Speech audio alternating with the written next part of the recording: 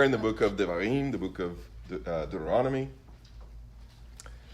And so let's do a super quick review up to where we left off last week.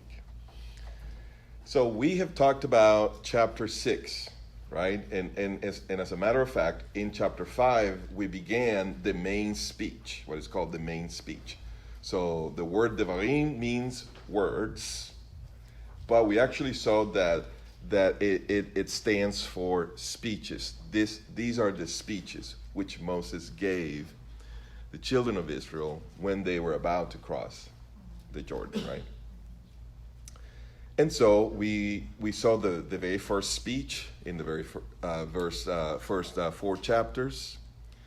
And then in chapter 5, it begins again. And the reason we can tell is because it goes in and out from narrative to direct speech, right? So it goes from third-person narrative, and he did this and he did that, right? And then it goes into Moses speaking directly to the people of Israel, you and us. And so that way we are within the speech. So the first speech ended towards the end of chapter 4. Then we had a few verses, very short few verses of narrative, and then we picked it up again with the speeches in chapter 5. That means then chapter 5 begins the main speech. Now we call it the main speech because it is the longest one. It goes from 5 all the way to 26. But in terms of the theme of Deuteronomy, that's still not the main speech, because the main purpose of Deuteronomy is to set up the Chukim and the Mishpatim and the commandment, right? The commandment of loving God with all your heart, soul, and mind, as the instructions to renew the covenant once they enter the land. So it isn't until we get to chapter 27 that we actually get into the very heart of Deuteronomy, which is the instructions on how to renew the covenant. And so we have the instructions for the blessings and the curses going into Mount Gerizim and Mount Ebal, and that's the real goal of the book itself. And so obviously Moses is going to give a lot of preparation and a lot of exhortation leading up to and preparing to do just that. And then we have exhortations and warnings in the final chapters. So we are at the very heart of the main speech, the longest speech. So within that then, we saw in chapter 5 the 10 Commandments, right? Not a re-giving of the commandments, but a retelling of when it was given. And then we went into chapter 6. In chapter 6, obviously, we have the Shema. But chapter 6 begins by saying, now this is the commandment, in singular. Not the commandments, plural, but the one and only, the one that stands above all of them. Right? And we know this is the same question they asked Yeshua. Master, which is the greatest commandment? And it says that they were tricking him. So they were trying to see, do you really know the Torah, Master? Do you really know Deuteronomy? Amazing, huh? Amazing. What about us? What if this kind of question were presented to us? Do you really know Deuteronomy? Do you really know the Torah? What is the heart of it? What is the commandment? Right? Well, you can tell them, hey, I went to Joey's Torah class, and I know. All right, so chapter 6, the commandment. Chapter 7, then we saw the reasons for obeying the commandment. And we saw things like, number one, because you were chosen. That's why. That's a reason enough to obey the commandment. We saw another reason, which is because you are holy. The Lord sanctified you, right? And of course, this applies to Jewish people and to believers in Yeshua from the nations. So then I believe last week, we talked about chapter 8, the beloved chapter 8. That is the chapter from which Yeshua rebuked the devil in his temptations. That's the heart of Yeshua's meditation in the wilderness for 40 days and 40 nights without food. Right? And so in chapter 8, we saw how there are two types of temptations. So we have the commandment, love the Lord your God, chapter 6. We have the reasons for obeying the commandment, chapter 7. And then chapter 8 begins to tell us you are going to be tempted, you're going to be tried, you're going to be tested. Right? These are two sides of the same coin. On the one hand, God is testing, and on the other hand, the enemy is tempting. And so in chapter 8, then we see you're going to be tested. Chapter 9 and 10, then he goes into more specific details, because there are two modalities, if you want to call it that way. 2 seasons might be even better in which we are tempted. When we have nothing, when we lack food, right? That's what God did to Israel, and that's what it says in chapter 8. To see if we are going to depend on the manna that he provides. Or then when you eat and are satisfied, are you going to forget me? Are you going to forget the Lord? Which is part of the commandment, right? To love the Lord your God, to cling to him, to not forget the Lord. All of those are explanations and expounding upon what the commandment is, what the commandment is. And then in I want to show you a little bit, chapter 9 probably. So let me go there, chapter 9.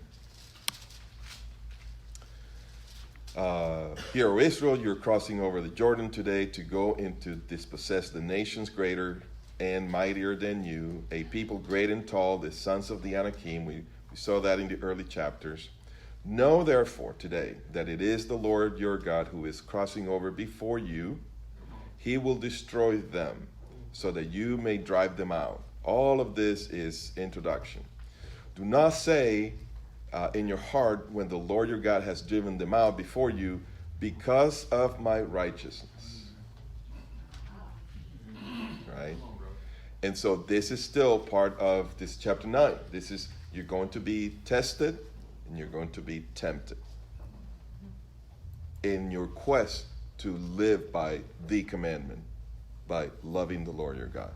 So don't be tempted to say, because of my righteousness. And watch this. But it is because of the wickedness of these nations, right? It is not for your righteousness. Second time.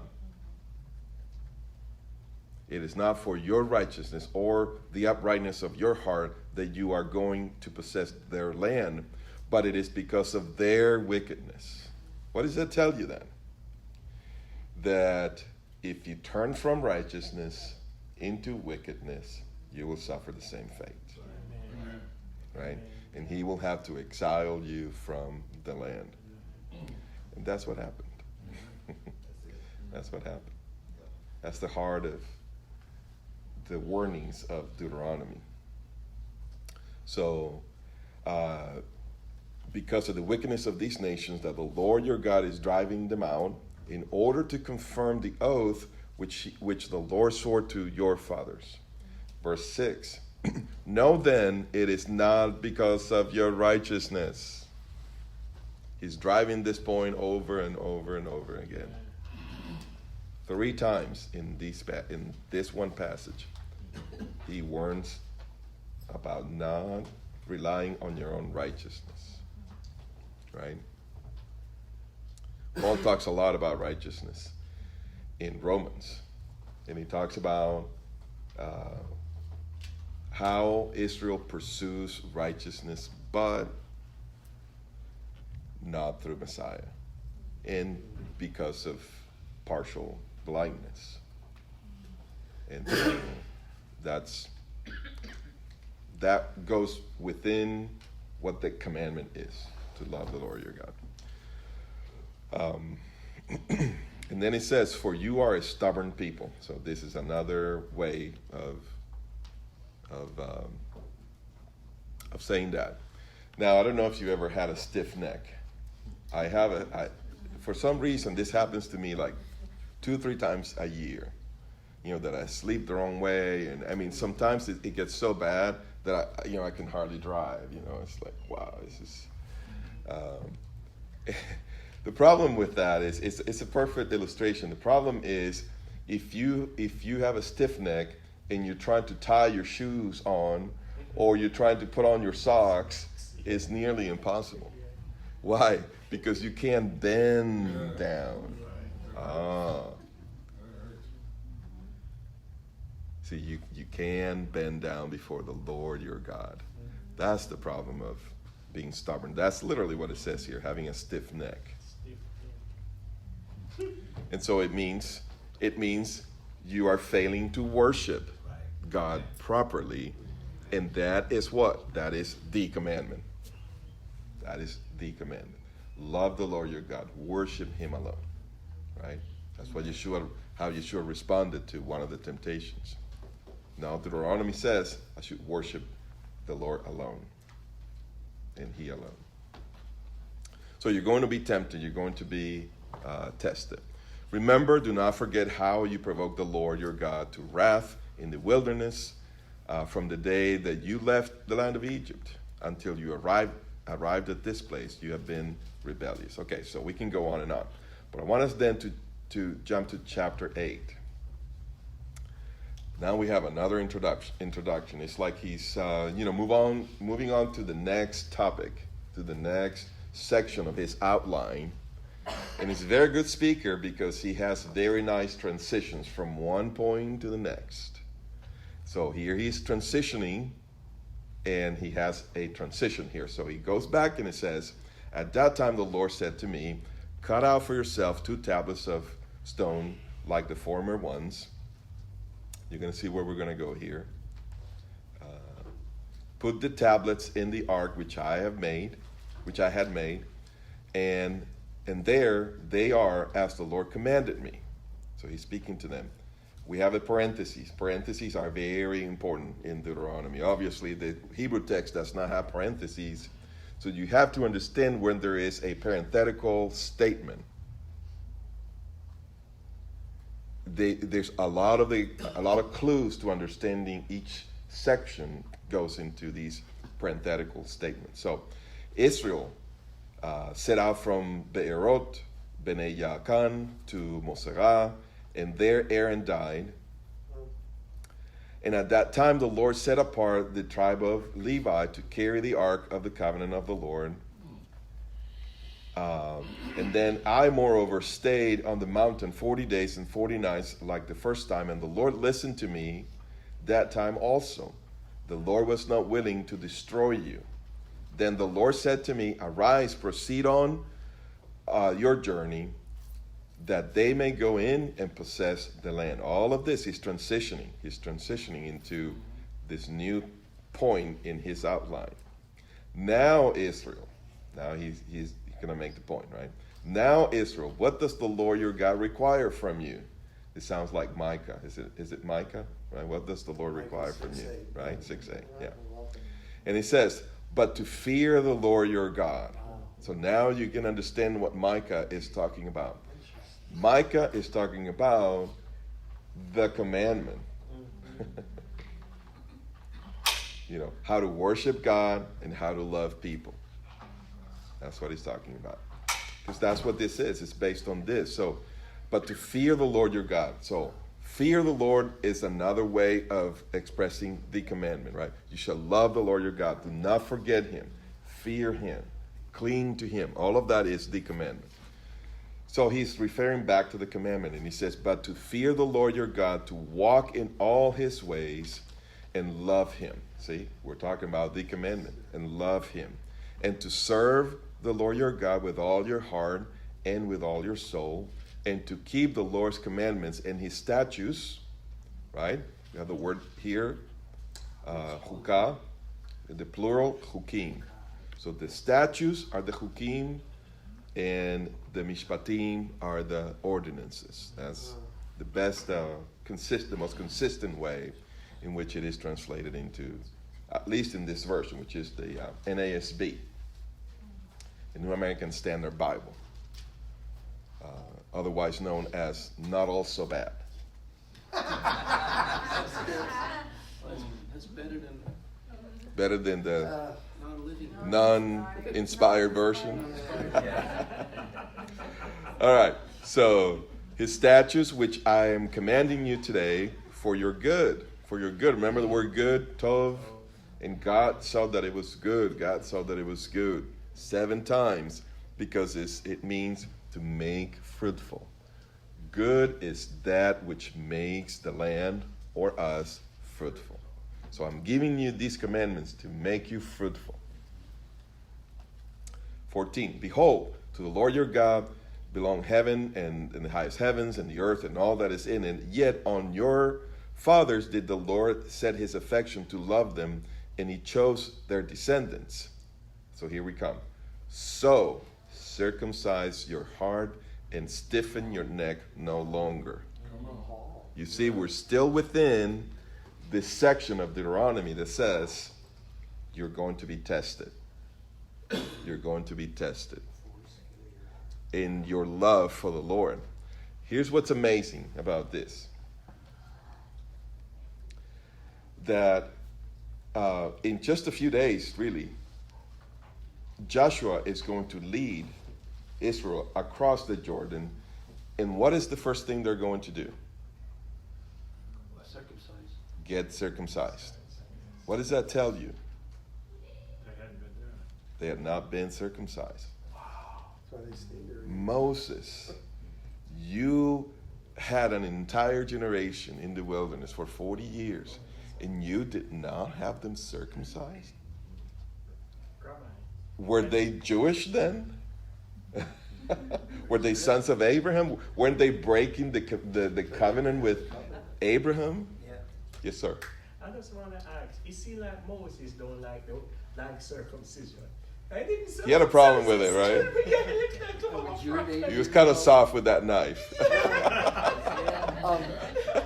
I ask you something? Yes, sir. That's interesting. Moses, he was a little stubborn cuss, because Zipporah went and circumcised Gershom, and she was a Midianite, right? She wasn't even Jewish, and she did it out of damnation, like, here, you blood man. He was still thinking he was the national. He didn't understand the Abrahamic covenant. Yes or no? I wouldn't go that far, but No. But she threw the foreskin at him and said, "You don't understand your own covenant." He got rebuked by his wife. But here's the thing. Yeah.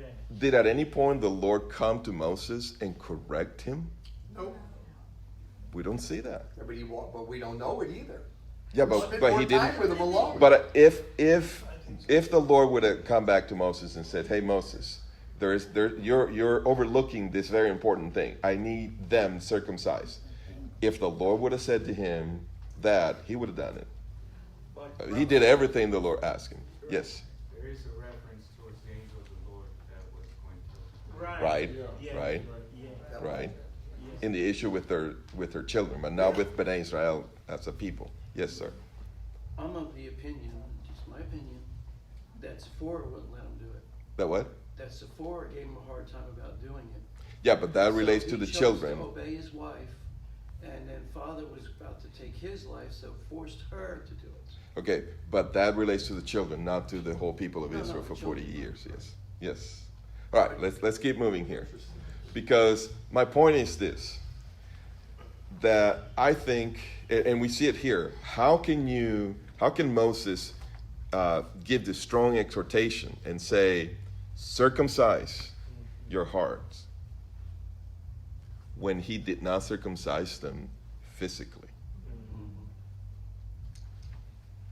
And then Paul picks that theme up about the circumcision of the heart, right? I think he did it intentionally. I think the Lord was leading him, and the Lord allowed him to leave things as they were, so to speak.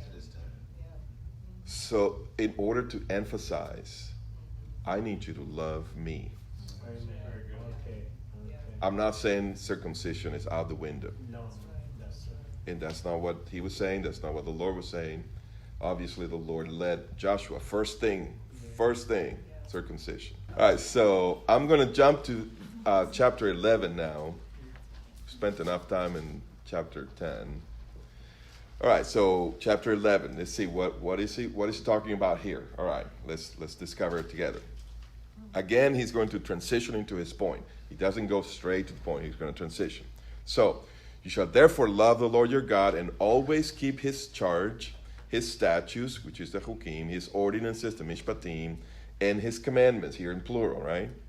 Know this day that I am not speaking with your sons who have not known or experienced and who have not seen the discipline of the Lord.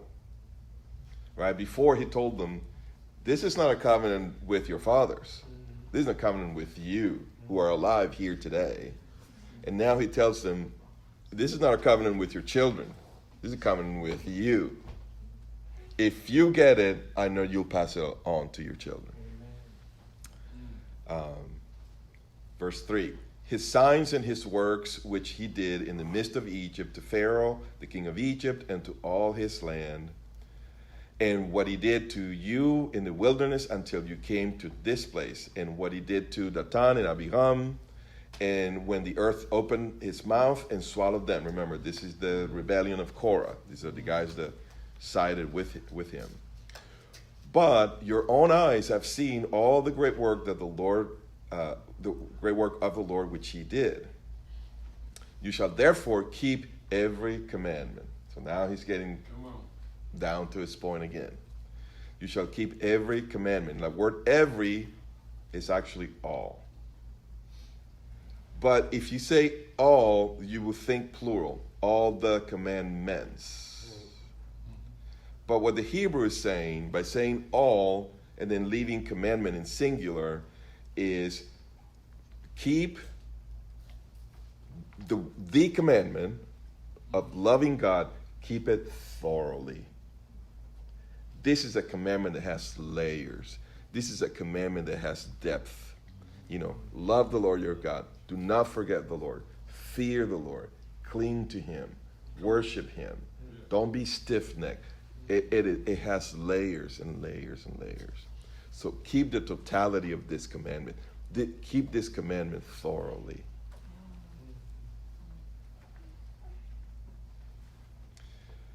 So you therefore keep all this commandment, which I am commanding you today, so that you may be strong and go in and possess the land, so that you may prolong your days in the land. Notice how everything is in the land. For the land into which you are entering to possess it is not like the land of Egypt. Love this passage. Where you used to sow your seed and water it with your foot. And scholars debate, okay, this means this, it means that. The main point is it was easy in Egypt. Yeah. That's the main point. You have the river overflows, and it makes the land very fruitful. So agriculture was easy. Let me put it this way. It did not involve the supernatural. You did not need to depend on God. You had a fixed income. You did not need to pray for the Lord to provide for you. Everything is well. Right? Now things are going to change. But the land into which you are about to cross to possess it, a land of hills and valleys, drinks water from the rain of heaven. Now I have to depend on God for the rain. Yeah. And you see, the covenant blessing is the possession of the land. And the second thing, always, when the covenant blessings are spelled out, is rain. Because if you have the land and have no rain, you have nothing. So you need to depend on God. You need to depend on rain. Because it has hills. It doesn't have big rivers. So you have to depend on the rain. So we come to 13. It says, it shall come about if you listen obediently to my commandment, which I am commanding you today. Who can say this by heart? To love the Lord your God and to serve him with all your heart and all your... This is the extended Shema. This is the Shema, right? This is the second section of the Shema. Taken from here because it belongs. It's the commandment, right? That he will give the rain for your land in its season. That's how it is. The early and late rain. The early rain comes right after Sukkot. The late rain comes in between Passover and Pentecost. That you may gather in your grain and your new wine and your oil, all the produce. We talked about the 7 produce of the land of Israel last week. And he will give grass in your fields for your cattle, right? So you can eat meat and sacrifice to the Lord. And you will eat and be satisfied. Great. Okay, now here comes another form of temptation. When I'm satisfied, right? When I'm a good American with a nice bank account and a nice car and I don't need to pray. Now I'm dealing with a different kind of trial and temptation. Beware. Beware that your hearts are not deceived and that you do not turn away and serve other gods and worship them. Right? The blue highlights are about the chukim, the commandments about worship. Right? Or the anger of the Lord will be kindled against you, and he will shut up the heavens. There goes the rain. First thing that goes out. Right? So that there will be no rain, and the ground will not yield its fruit, and you will perish quickly from the good land. You shall therefore impress these words of mine on your heart and on your soul. So here comes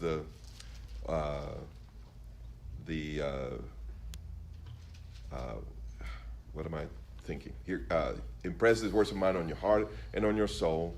You shall teach them to your sons. Write them on the doorpost of your house, your mezuzot, and on your gates, so that your days will, and the days of your sons will be multiplied on the land. Amen. Reason. For if you are careful to keep all this commandment, which I am commanding you to do, to love the Lord your God. That's the commandment, right?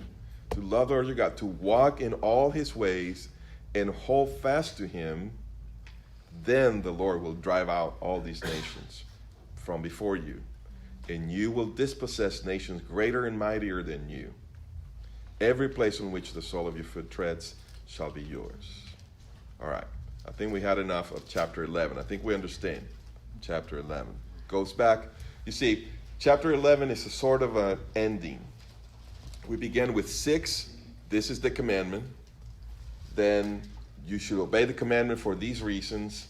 Then you're going to be tempted as you attempt to obey the commandments and live loving God. You're going to be tempted and you're going to be tried. And then now we're going to conclude, and this is a sandwich structure. This is a bookends structure, so that we're going to end this section in the same way that we began. So we began by talking about the commandment. We're going to end it by talking about the commandment. It's an exposition of the commandment, which is chapter 11. Why? Because in chapter 12, he's going to move on. So let's go to chapter 12. So chapter 12, he's finally going to get into the main point of the main speech. So he began the main speech in chapter 5, and he talked about the commandment. But he said he was going to talk about the commandment, the chukim, and the mishpatim. The commandment, the mishpatim is the ordinances, and the statutes is the chukim. Now he's going to move on. He's done with the commandment in a sort of way. The commandment is never going to go away, of course. But he's going to move on to talk about now the chukim and the mishpatim, the statutes and the ordinances. So then chapter 12. These are the statutes and the judgments. So it's like, now let me tell you what I've been trying to tell you. So he's finally arrived. He concluded the introduction, right? So these are the statutes, the chukim, in the plural, and the mishpatim, the judgments in plural. So sometimes the mishpatim are translated as the ordinances, sometimes as the judgments. That's why this version is the not all so bad, because it can be improved upon, right? You can learn Hebrew. All right, so the statutes and the judgment which you shall carefully observe in the land. And from here on, then we're going to see a lot of blue, because blue is when we talk about the ordinances, the chukim. The statutes, which is the chukim. And then we're going to see sprinkles of the mishpatim, and we're going to see how they blend, how beautifully they blend. So, verse 2. So he's going to spend all this chapter, and I think next chapter, talking about one mishpatim, one commandment, or one statute, one that has so many layers that it encompasses so much of the Torah. Let's look at it. You shall utterly destroy all the places where the nations whom you shall dispossess serve their gods. The high mountains, on the hills, and under every green tree. Tear down their altars and smash their sacred pillars and burn their asherim. These are the poles that they will put in next to the altars for one of the goddesses the Canaanites believed in. So cut down the engraved images of their gods and obliterate their name from that place. You shall not act like this toward the Lord your God. In other words, the way they worship their gods, you are not going to worship me that way. Okay? And so he's given them a lot of directives, like do this, cut this down, take this out, obliterate this, destroy that. So why do I say that this is actually one commandment?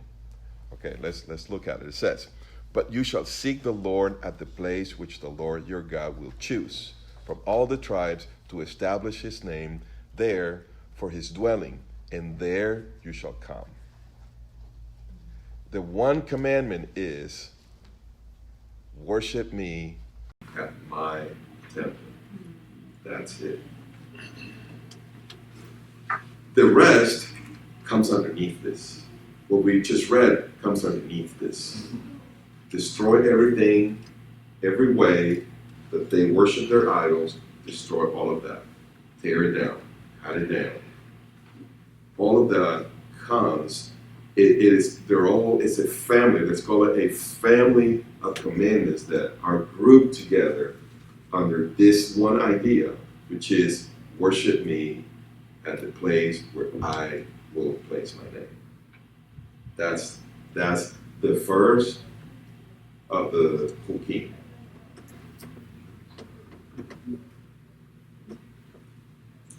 Yes. Every religion besides this one has many gods. And this emphasis is there's one. And he doesn't want them to get distracted with many gods here and there and everywhere. But one. Okay, yes, but it goes beyond that. Well, I understand. Because the emphasis is yes, worship me, but don't worship me that way. Right. Worship me this way. So it isn't just who are you going to worship, but how. Exactly. How are you going to worship? Almost like I don't want you to be contaminated, so to speak, in the way they do things. The observation is that they believed that these were gods. They weren't necessarily believing these particular idols were actually their gods. Yeah.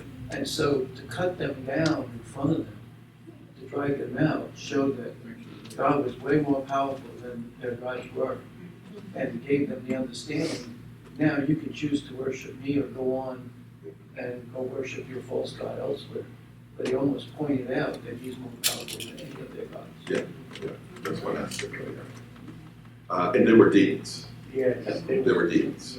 So because they're demons, now we understand. Now we're dealing with uncleanness. In the Gospels, the favorite phrase for the demons is unclean spirits, unclean demons. They're associated with uncleanness. Because they're associated with uncleanness, then we know they are associated with death. Yes. Every uncleanness eventually derives from death. Come on. And so there you see the ultimate spiritual warfare. It's not between God and Satan.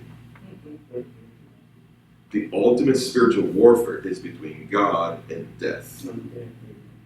Satan serves death. That's right. That's his master. That's right.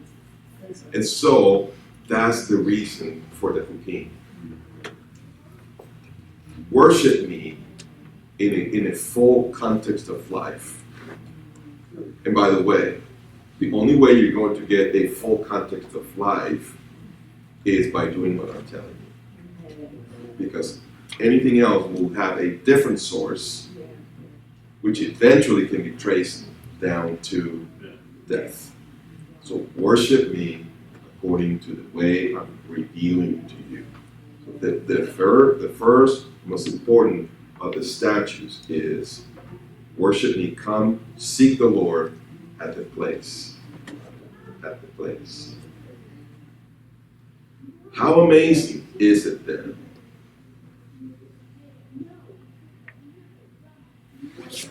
that the point of worldwide contention is the place,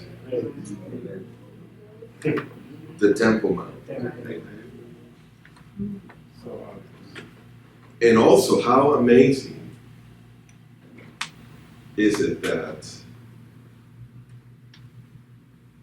the heart of replacement theology is that the law has been done away with. The beginning of replacing Israel is replacing the law, replacing the commandments. The heart of it is worship me at my place. So isn't it amazing that there is such a strong aversion to the temple among those believers from the nations who are true believers in Yeshua, yet there is such a strong aversion to anything temple related. I think I can make a point. We're almost done. I don't know if you saw, but about 2-3 months ago, there was a dedication of the altar of sacrifice. Yes. It was on Facebook and all over the place. And it was funny because I was watching this video that this guy was taking, maybe just with an iPhone or just a small camera. And he's making comments as he's filming, and he's then interviews a couple of guys. And so this is in Israel, of course. And he begins to lament that the Jewish people are dedicating this altar of sacrifice. And he goes to interviews a guy he works with an organization, a Christian organization, to bless Israel. And yet, this guy was the strongest one to object on the grounds that Yeshua already died. This is basically an affront to his name and to his work. But this is a legitimate confusion in theology, in Christianity. But it is a point of spiritual warfare. And obviously, we have a minute left. I don't have the time to. I'm raising this issue up so you have a question. Good. And you can go to our website and you'll find. You can go to our YouTube page. You'll find some teachings that we've done, especially teachings on around the ninth of Av that we've done about the importance of the temple, and we will continue to teach this thing of how can we bring sacrifices even after Yeshua died. How is that even possible? Paul did, Acts 21. So without time to get into it, Paul did in Acts 21, offered sacrifices even after Yeshua was long resurrected and ascended. So there is a place for this, even without diminishing Yeshua's work. And again, I don't have the time to go and explain it. Not that I don't have an explanation, but it's extensive. But what we see then is that it touches the heart of the most important of the statutes, of the Hukim, of a commandment so central to loving God, which is seek me at the place. Hallelujah. Seek me at the place. Hallelujah. We need to be delivered from that. We need to be delivered from a bias against the Torah, the temple, the Jewish people. Even for those who already love Israel, we need to go deeper to root out this replacement theology.